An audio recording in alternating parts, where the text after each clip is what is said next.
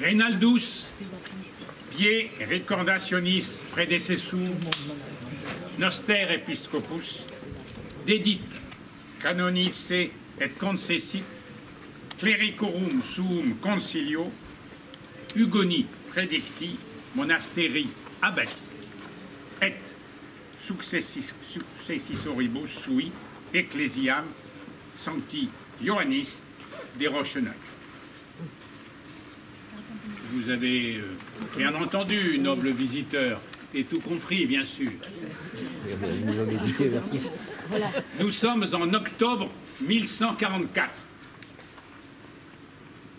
Notre évêque, Geoffroy de Couze, rappelle, vous l'avez noté, qu'il y a 50 ans, il a fait don de l'église Saint-Jean-Baptiste de Rochenac,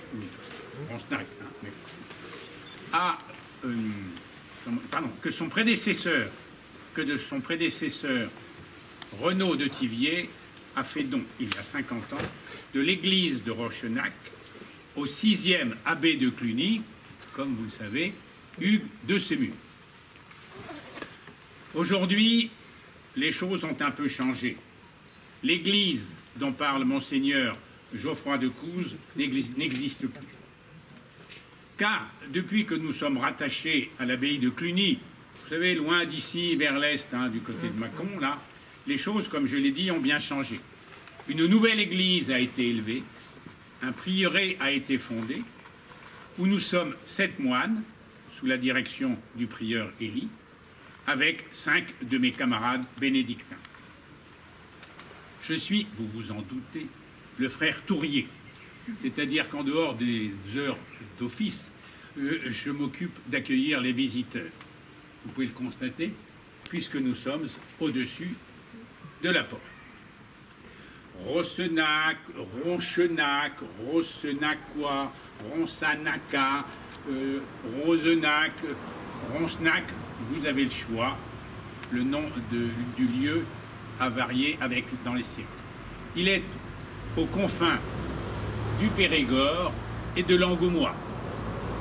Avant la donation, notre église dépendait du de l'évêché de Périgueux et ces notables dépendaient, eux, du duché d'Angoulême. C'était un peu compliqué, mais c'était comme ça. C'était comme ça. Fort heureusement pour nous, les dépendances de l'abbaye de Cluny en Périgord sont assez rares. Nous avons la chance, et vous avez la chance avec nous, d'avoir en ce samedi 20 septembre le grand honneur de vous inviter à entrer dans notre clôture. Vous allez pouvoir assister à notre frugal repas et écouter la lectio divina. Si vous voulez bien me suivre, merci. Le mois d'avril s'en est allé, le mois de mai s'est approché.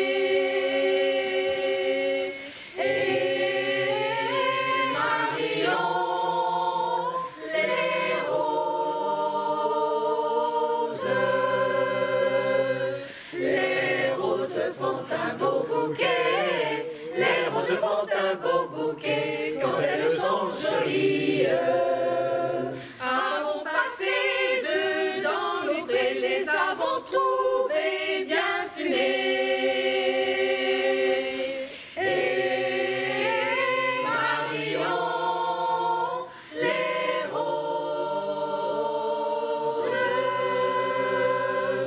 les roses font un beau bouquet, les roses font un beau bouquet quand elles sont jolies.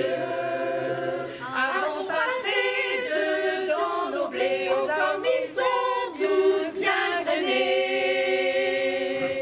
Et marions les roses. Les roses font un beau bouquet, les roses font un beau bouquet quand elles sont jolies. Mettez la main au nid des œufs, que chaque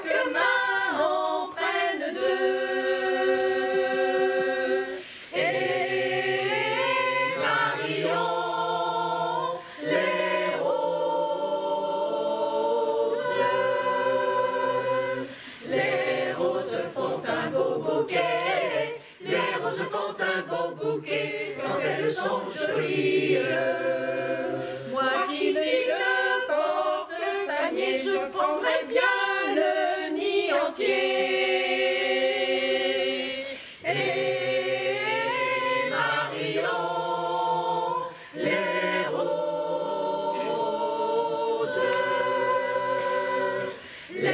roses font un beau bouquet, les roses font un beau bouquet quand elles sont jolies. Si vous avez fille à marier, Dieu vous les fasse bien placer. Et Marion, les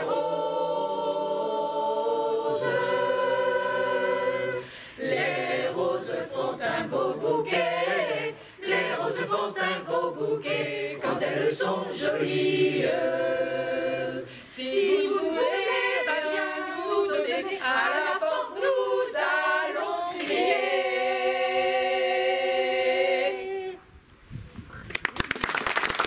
On recrute. Oui. Tu peux l'annoncer.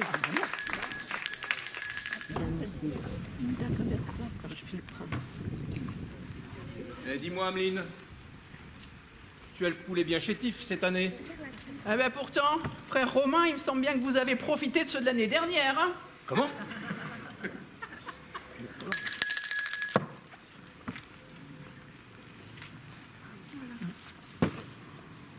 Dis la Colette, t'en apportes bien peu des œufs cette année. T'as plus que des coques dans ton poulailler? Bah, elles sont toutes rentrées au couvent, frère Romain. Ah bon? De vous voir, ça leur a donné envie. Oh, quelle insolence! Franchement.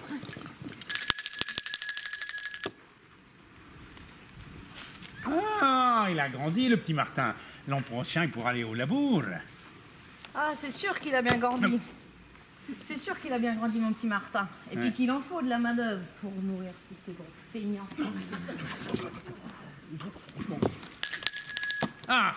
Ah, du blé. Mon bon père Ditan. Voyons, combien en a-t-il, cette fois-ci? Un boisseau. Un boisseau?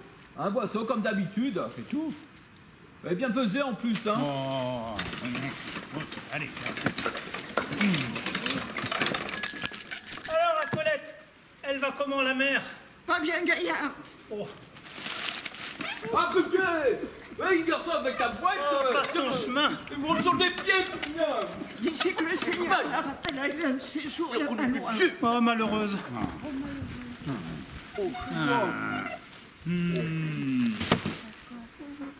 Dis-moi, Juliotte, si t'apportes pas plus de blé, tu finiras en enfer. Faudrait pas qu'on s'y retrouve, hein, frère Romain? Oh, mes chers enfants, merci de votre générosité. Vous qui donnez comme vieux chêne qui donne ses glands. Que le Seigneur vous bénisse. Hein, et vous remercie que vous ne soyez pas obligés de revenir au cours de cet hiver. Voilà notre offrande. On a travaillé dur. On espère qu'on n'aura pas à vendre nos dernières poules. Ah, Dieu vous entende, mon bon Jaco. Hein? Mais encore une fois, merci de votre offrande et que Dieu veille sur vous et fasse en sorte que les récoltes soient bien grasses, malgré la météo parfois changeante. Ah, dis donc, Josué, arrête de te taper l'orteil, là. Viens donc m'aider, toi bien que je suis vieille. Ouais, non, roulez sur les pieds! Ah bah, c'est trop lourd. Allez, viens. Ah, non, mais dépêche-toi. Allez. Aïe, aïe, aïe. Ah, des coins. Hein? Ça vous en bouche un coin, les moines. C'est surtout lourd et dur à éplucher, les coins. Oh là là là là. Oh, quelle corvée. Eh bien, n'y allons pas de gaieté de cœur à lui remettre nos sacs de grains, et puis là. Ça, c'est sûr. On a déjà tant donné de notre école. On n'a presque plus rien à manger, nous. Voilà. Venez avec moi. Venez avec moi. C'est frère Élie qui fera la Lectio Divina. Chaque jour, nous avons la chance de pouvoir contempler ces deux peintures qui nous rappellent des épisodes bibliques et nous invitent à la méditation. Aujourd'hui, j'ai choisi le passage de la Genèse qui raconte l'expulsion du paradis d'Adam et Ève qui, malgré l'interdiction divine, ont goûté du fruit de la connaissance. Demain, nous verrons l'autre peinture, la présentation de l'agneau aux anges. Mais maintenant, mes frères, asseyons-nous, mangeons en silence et écoutons la Lectio Divina faite par frère Élie. Et cum audissem vossem Domini Dei deambulatis in paradiso ad auram post meridian abscondit. Si Adam et Uxor regios face Domini Dei in medio lini paradisi. Vocavitque Dominus Deus Adam et dixit ei, ubi est? Qui alit forcem tuam audivi in paradiso, et timur iu qui quod nudus essem, et abscondime. Qui dixit? Quis enim indicavit tibi quod nudus esses, nisi quod ex linio de quod tibi praeceperam, ne comederes cometisti. Emisit eum Dominus Deus de paradiso voluptatis, ut operatur terram de qua sunt est. Et jecitque Adam et convocavit ante paradisum voluptatis cherubim, et flammeum gladium atque versatilem, ad custodiam viam linii vitae.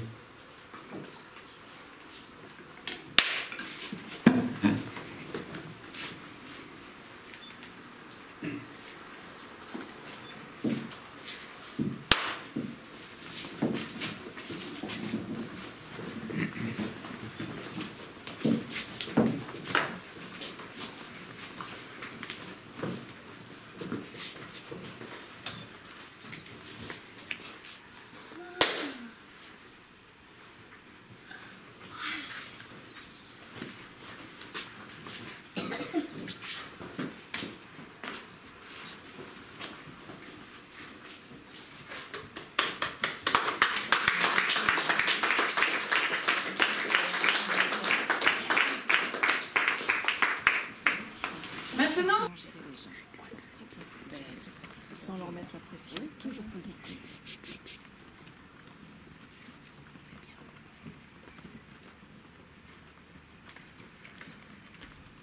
Bien, nous allons leur emboîter le pain.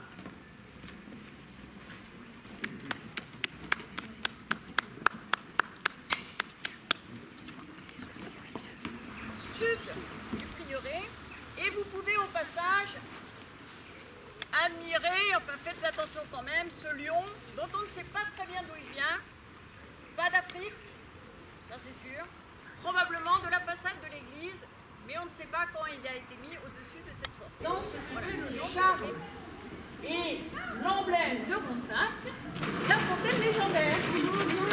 J'arrive.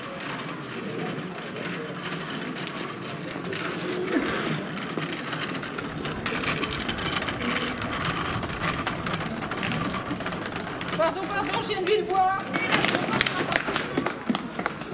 Ah ben elle a perdu sa chaussure. Oh là là. Dites donc, vous êtes ici, vous? Oui. Vous devez connaître la fontaine légendaire. Ouais. Vous en connaissez l'histoire? Ouais, moi je sais, j'ai envie de dire un certain mot. Ouais, comme le mal d'amour. Le mal d'amour, c'est quoi ça? C'est quand on veut se marier et que ça va pas tout seul. Toi par exemple, comment tu feras plus tard avec le tête que t'as? Oui, je pense. De toute façon, c'est pas compliqué. Tu tournes le dos au cercle supérieur du puits, tu lances une pièce et si elle a tout dedans, t'es sûr de te marier dans l'année. Tu crois qu'ils ont fait comment, moi, mes parents? Ouais, ben moi c'est pareil. Si la fontaine n'était pas là, je ne serais pas là non plus. Bon, ben dites donc, ça doit en faire des pièces dans la fontaine, non? Non, ça c'est bon, parce que nous, on a trouvé le moyen de les récupérer. Ah! Dites donc, messieurs, mesdames les visiteurs, ça pourrait peut-être vous intéresser, ça, ces toutes petites pièces. Ah, ils l'ont déjà fait. Pas la peine de compter. C'est un secret, on ne dira rien. Bon, bah, attends.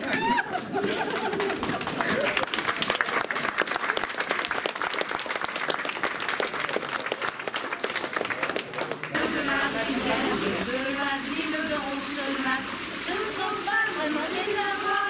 Où est l'âme et les bonnières? Il faut les entendre et les voir. La nourriture dans la voie.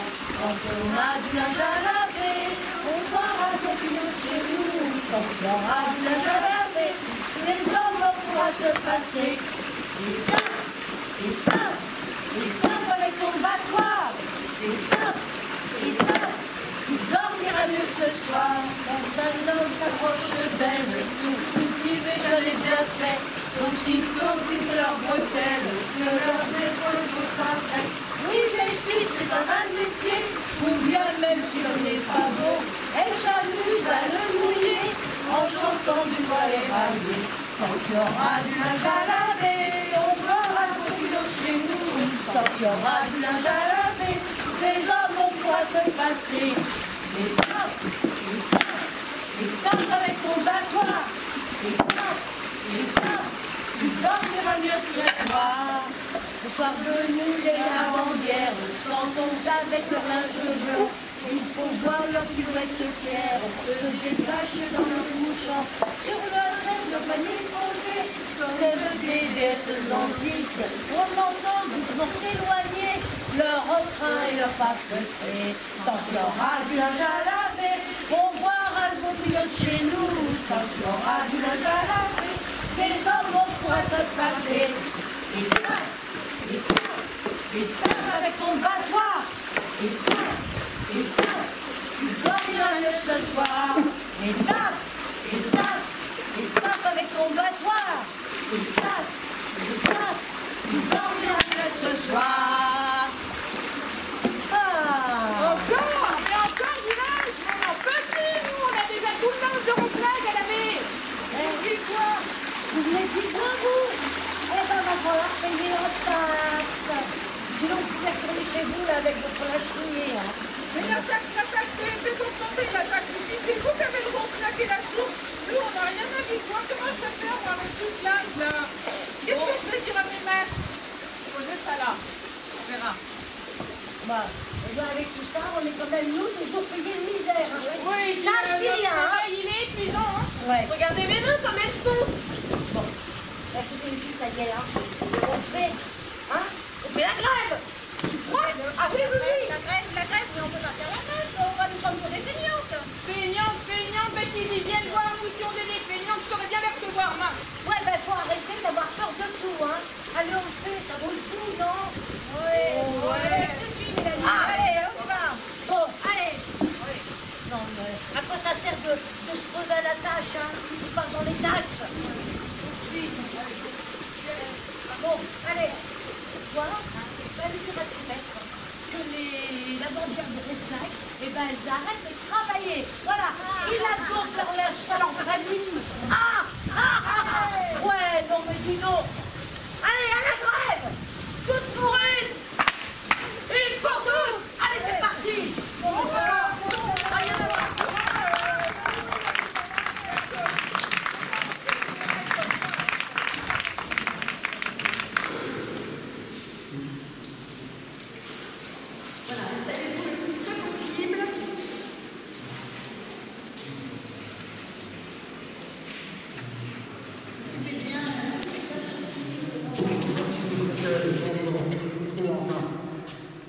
Je suis Louis Martin, architecte des Monuments de France. Si vous permettez, monsieur Delarue, je vais prendre quelques notes pour mon rapport, pour rédiger mon rapport. Je vous en précise, je suis en effet surveillant des travaux des édifices religieux du département. Et comme surveillant, je succède à mon illustre prédécesseur, Louis Varin, démissionnaire. Et je tiens à souligner d'ailleurs que c'est une personnalité ici bien connue à Roncenac. Il a été l'inspecteur des travaux de Paul Abadie-Fils, lui-même architecte de la cathédrale et de l'hôtel de ville d'Angoulême. Et il nous a fait l'honneur d'encadrer les travaux de notre église de 1876 à 1885.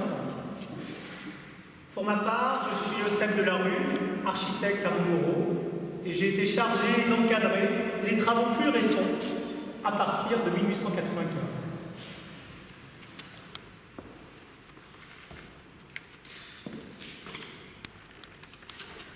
Pouvez-vous me rafraîchir la mémoire et me rappeler le passé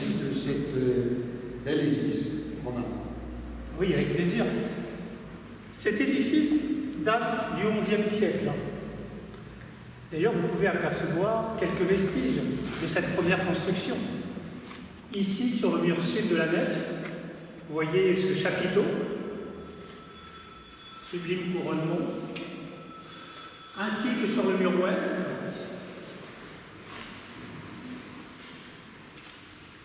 Il faut se rappeler que cet édifice, à l'époque, était d'une étonnante envergure. C'est-à-dire que, pour vous aider à imaginer un peu la grandeur de cette église à l'époque, le mur d'enceinte que vous apercevez derrière moi ne se trouvait pas là. Il était bien au-delà. Et ceux qui connaissent la fontaine, eh bien, imaginez que son mur se trouvait à ce niveau. Puis, l'église a été encore agrandie après l'acquisition qu'en ont fait les moines de Cluny dans la première moitié du XIIe siècle. C'est alors que l'église a été intégrée dans le périmètre du prieuré qui a alors été édifié. J'imagine que depuis cette époque, elle a connu bien des vicissitudes. Oui, la guerre de 100 ans a laissé le site en un bien piètre état et les guerres de religion n'ont fait qu'empirer les choses. Le mur, le chevet a été détruit, remplacé par un mur droit, ce qui a considérablement réduit la superficie de l'église d'au moins 40%.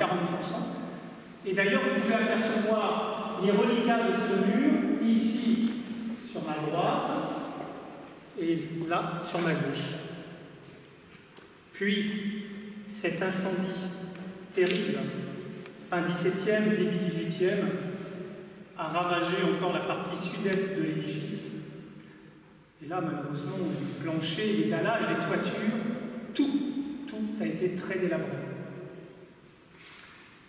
Et pour ajouter un peu de poésie, si vous me le permettez, à cet incident tragique, l'absence des carreaux aux fenêtres, l'absence des portes, a transformé cette église en véritable volière. Et pendant la Révolution? Eh bien, les Roncenacois ont réussi à prouver l'utilité de leur église et ils ont ainsi pu conserver son usage paroissial. L'église est devenue propriété de la commune lorsque le prieuré a été vendu comme bien national. Mais au XIXe siècle, lorsque nous avons retrouvé l'église, elle était dans un bien piètre état. C'est d'ailleurs à partir de là, en 1876, qu'a démarré la véritable rénovation. Oui, mon illustre prédécesseur m'a informé des travaux importants qu'il a dirigé, des travaux de très grande ampleur, n'est-ce pas, monsieur de la Régie? Dites-moi si je me trompe. Le mur du fond, qui avait été érigé à la suite de l'incendie pendant les guerres de religion, ce mur a été abattu. Tout à fait. Et il a été remplacé par ce chevet carré qui, en fait, prend la place de l'ancienne croisée du transept. Et puis, une petite sacristie a été accolée au sud. Et enfin, la toiture, qui était en lauze, a été refaite et remplacée par des tuiles. C'est bien cela. Et comme vous avez pu le voir en entrant, toute la façade ouest a été intégralement refaite pour laisser place à un mur clocher doté de sa cloche. C'est de manière de cette phase de travaux que date le crépi à la chaux. Les vitraux losangés, ainsi que le dallage en ciment qui, malheureusement, a dû être fait récemment.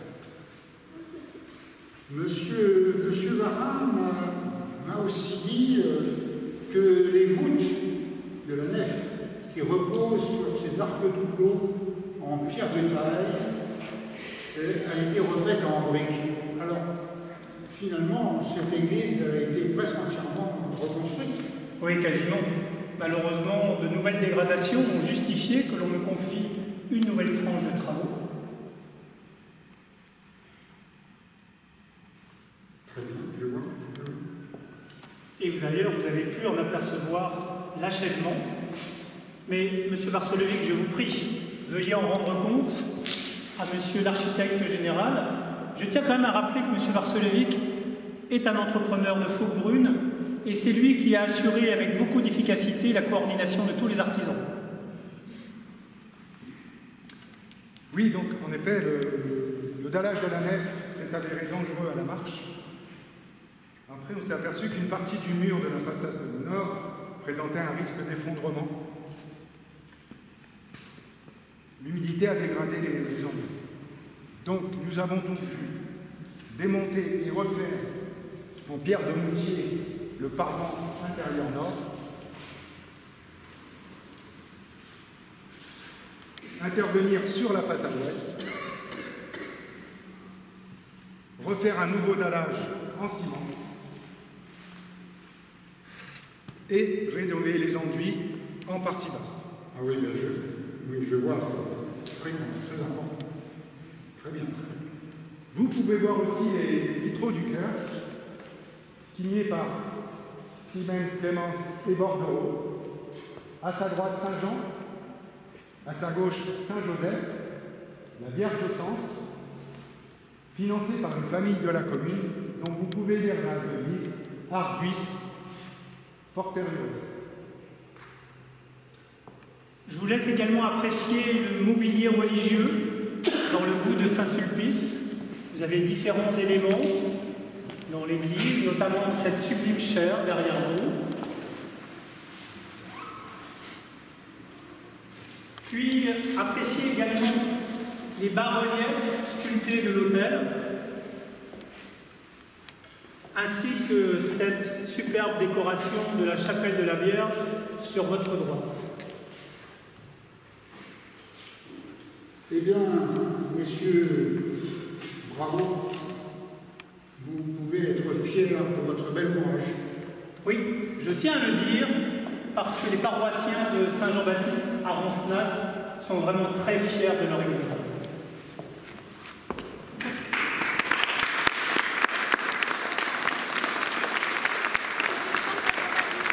L'inauguration de l'école de Roncenac.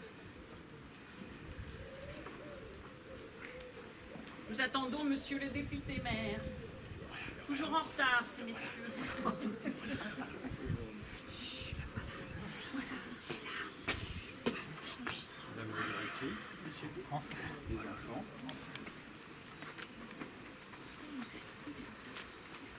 Mesdames, Messieurs, chers concitoyens de Roncenac, les enfants, Madame la directrice, l'instruction primaire sollicite chaque jour davantage l'attention du gouvernement. Elle devient la légitime préoccupation des administrations locales. Sous le régime du suffrage universel, il y a un intérêt social à ce que chaque citoyen ait la conscience intelligente de ses actes, afin qu'il n'use pas en aveugle de ses droits politiques.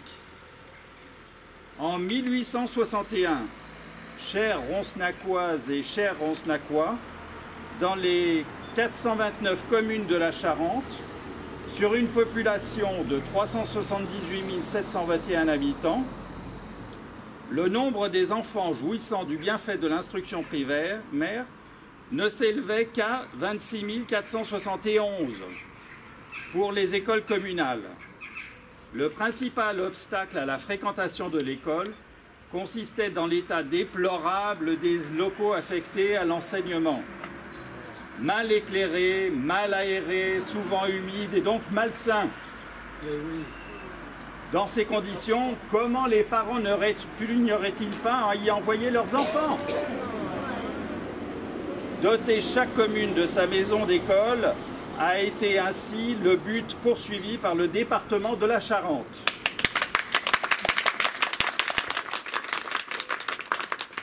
Grâce à l'impôt exceptionnel d'1 centime pendant 5 ans auquel vous avez contribué, vous, chères concitoyennes et concitoyens de Roncenac, vous pouvez aujourd'hui vous réjouir d'inaugurer votre belle école. Où ces chères têtes blondes vont pouvoir apprendre à lire, à compter, mais aussi à devenir des citoyens dignes de notre République.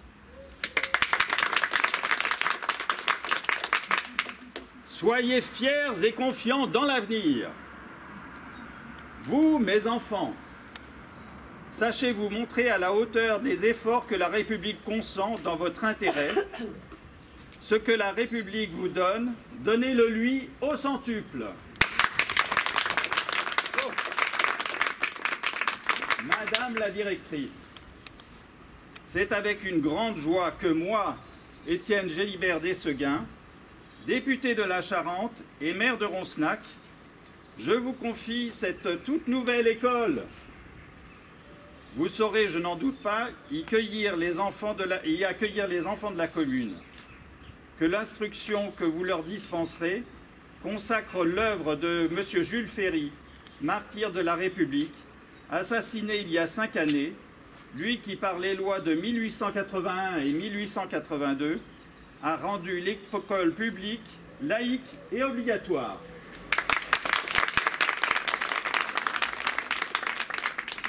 Vive Roncenac, vive la République, vive la France.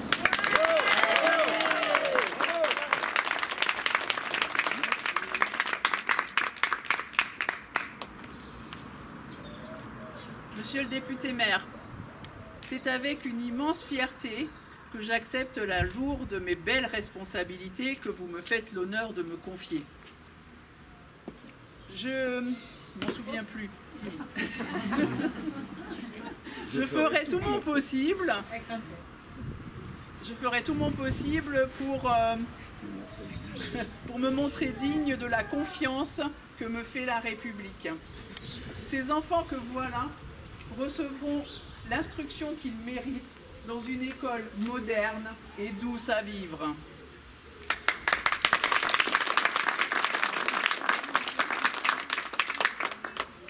Madame, coupons ensemble ce ruban tricolore qui ouvrira aux enfants de Roncenac la voie du progrès.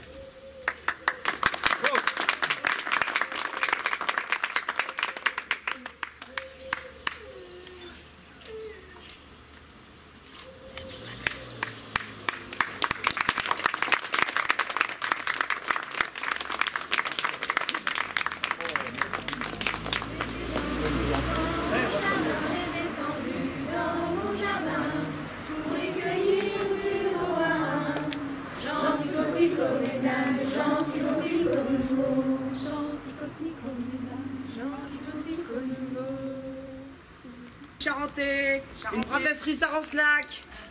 Charentais, princesse russe à Roncenac. J'arrive pas.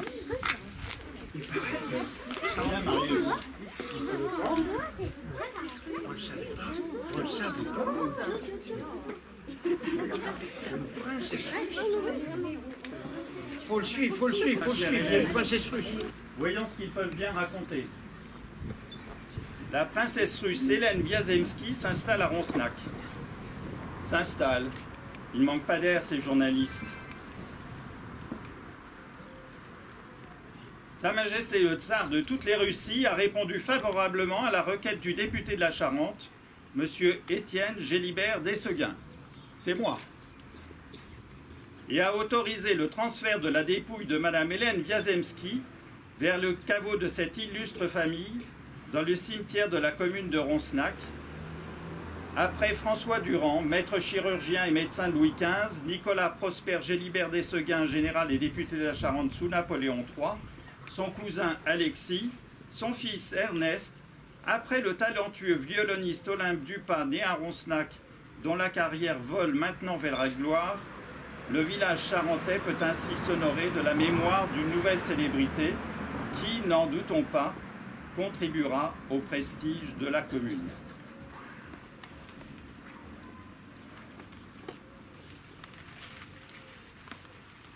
Pour dire le vrai, ce n'est pas tellement pour la gloire de Roncenac que j'ai fait venir ici Hélène Viazemski, ma chère et tendre amie, décédée en 1905 alors que nous séjournions ensemble à Cannes.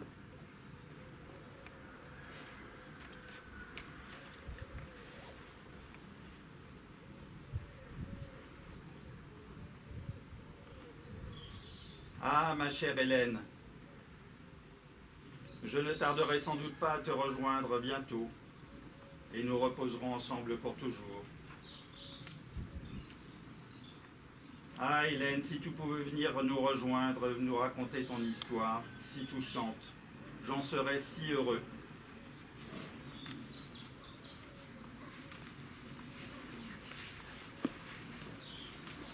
Étienne, je te suis reconnaissant de m'avoir accueilli parmi les tiens.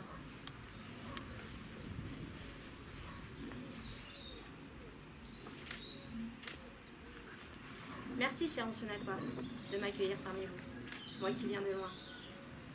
Je suis née en Autriche. Mon père, le comte polonais Karol Komorowski, était le grand chambellan de l'impératrice ici. Autant dire que je viens d'un autre monde. La vie ou la mort sont pleines de surprises, non? J'ai épousé Constantin Alexandrovitch Viazemski, prince russe, général des Cosaques, cartographe, explorateur et membre d'honneur de la Société française de géographie. C'est comme ça que je suis devenue princesse. Que j'étais amoureuse de mon bel aventurier, qui avant notre mariage avait parcouru l'Asie dans un périple à cheval de 300 000 km en 99 mois. Et pour notre voyage de noces, il m'a emmenée tout autour de la Méditerranée, entre le Maroc et la Grèce. Que j'ai été heureuse. Mais de retour à Paris, le désenchantement.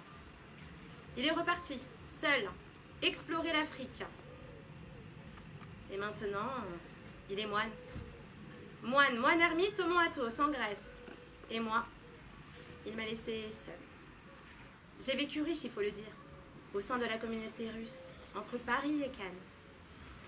C'est là que je t'ai rencontré, mon cher Étienne. Ensemble, nous avons séjourné chez le baron Vanderwitch, le grand tsar de la cour, la plus grande fortune de Russie. La belle vie ou la belle mort. À 42 ans, une embolie du cœur. Et me voilà à Roncenac.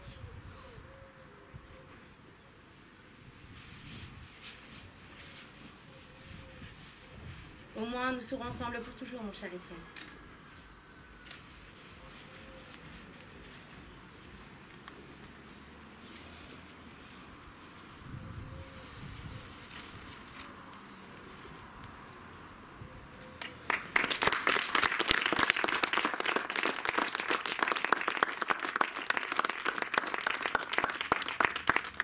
Une belle histoire et inattendue.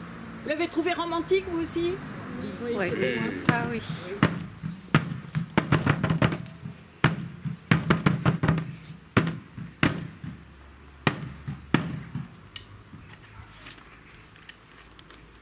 Ordre de mobilisation générale. Par décret du président de la République, la mobilisation des armées de terre et de mer est ordonnée, ainsi que la réquisition des animaux, voitures et harnais nécessaires au complément de ces armées.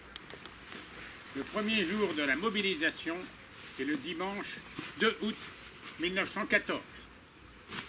Tout Français soumis aux obligations militaires doit, sous peine d'être puni avec toute la rigueur des lois, obéir aux prescriptions du fascicule de mobilisation, page coloriée placée dans son livret.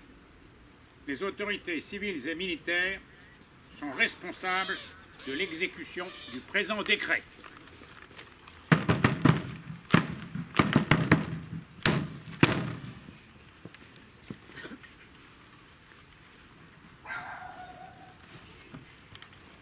Ah, te voilà, Michel.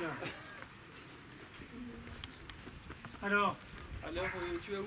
Attends, on va attendre André. André. Ah, le voilà, André. Salut.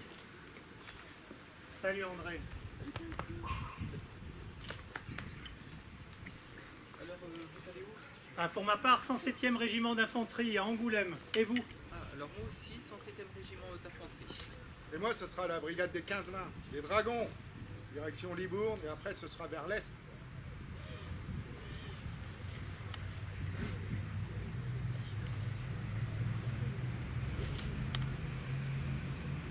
Petit papa, voici la mi-carême, car te voici déguisé en soldat.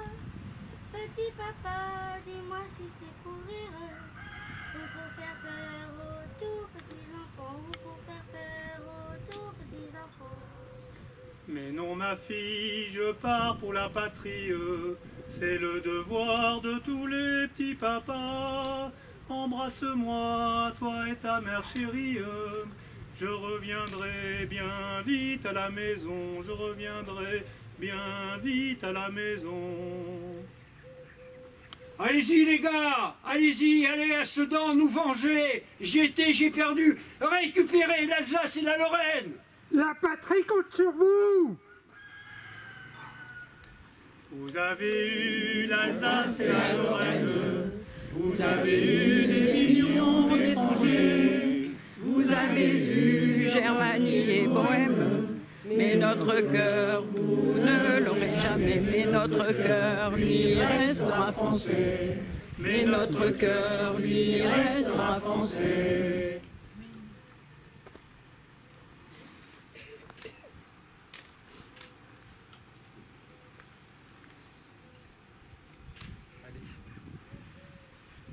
Courage ma Marguerite, je te confie la ferme, tu sauras bien quoi faire, et soigne bien nos enfants.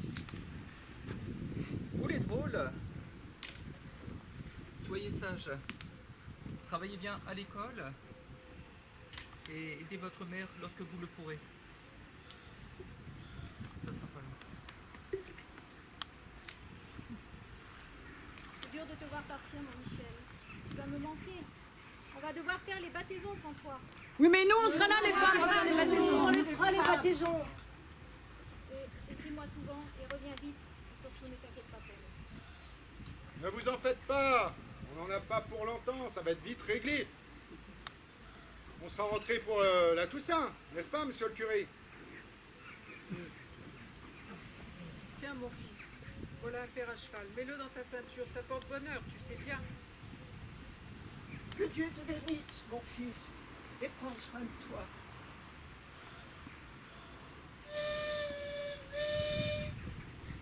Allez, on y va. En avant.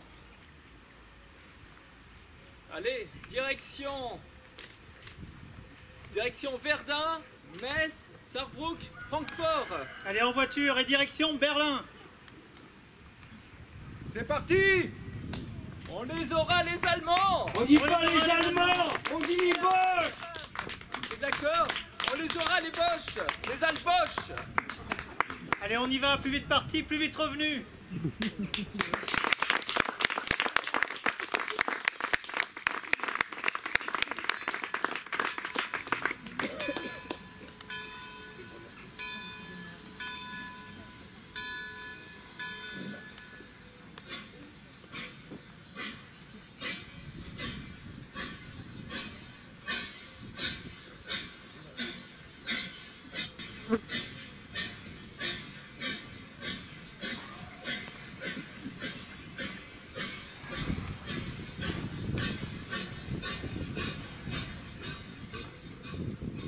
Snack a donné 42 de ses concitoyens qui ne sont pas revenus.